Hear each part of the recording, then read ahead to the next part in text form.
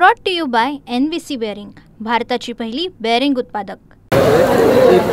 भावना या ठिकाणी जपताना आपण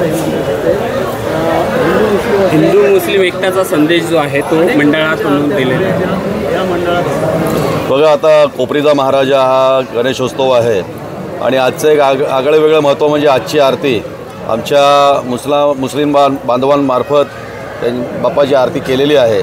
मी मगाशी बाईटमध्ये सांगितलं की एक जुन्या काळात एक चित्रपट होऊन गेला होता आणि त्यातलं गाणं आजही ते समर्पक आहे कि ना हिंदू बनेगा ना मुसलमान बनेगा, इंसान की औलाद है इंसान बनेगा। आपण सगळे माणूस आहोत आणि माणसाच्या पलीकडे धर्म आहे। धर्म पहिला नाही, पहिला माणूस आहोत। आणि मला वाटतं की कुठेतरी आपण या देशात राहतो, आपण या महाराष्ट्रात राहतो, आपण या शहरात राहतो, आपण या ठाण्यात राहतो, आपण सगळे एकमेकांबरोबर असतो, आपण आपल्या रोजच्या व्यवहारामध्ये असतो। मग व्यवहारामध्ये असताना, मैत्रीमध्ये असताना मग आपण बाप्पाच्या पंडालमध्ये जाऊन मंडपात जाऊन आरती का करू शकत नाही?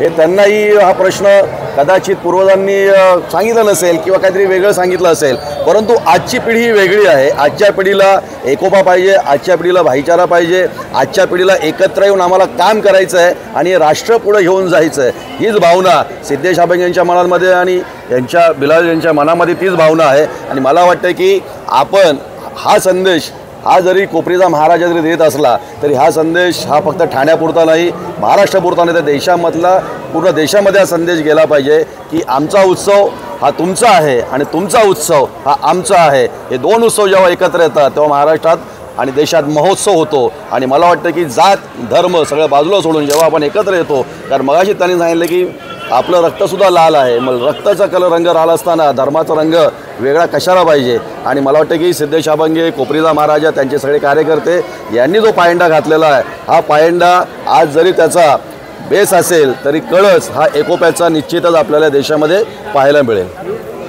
काय शुभेच्छा द्याल आणि गणरायाकडे काय साकडं कसलं ईद निमित्त पूर्वसंध्येसाठी काय शुभेच्छा द्याल मुस्लिम बांधवांना आणि काय गणपतीला साकडं? बघा, ईद ही हा पण भारताचा सण आहे आणि गणेशोत्सव भारताचा सण आहे।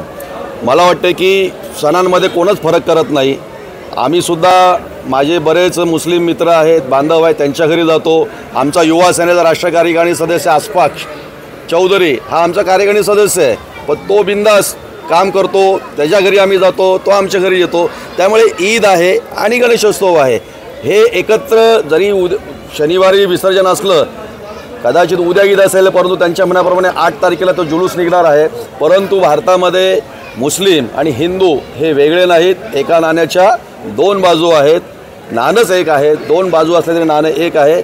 मी सगळ्या माझ्या मुस्लिम बांधवांनासुद्धा आमच्या शिवसेना परिवारातर्फे ईदच्या मनापासून शुभेच्छा देतो आणि असाच एकोपा त्यांनी कायम ठेवा अशी अपेक्षा गणरायाच्या चरणी व्यक्त करतो आणि तेच साकडे घालतो की असाच एकोपा भारतामध्ये राहावा आणि भारताची निश्चितपणे प्रगती व्हावी। Brought to you by NVC bearing, भारताची पहिली बेअरिंग उत्पादक।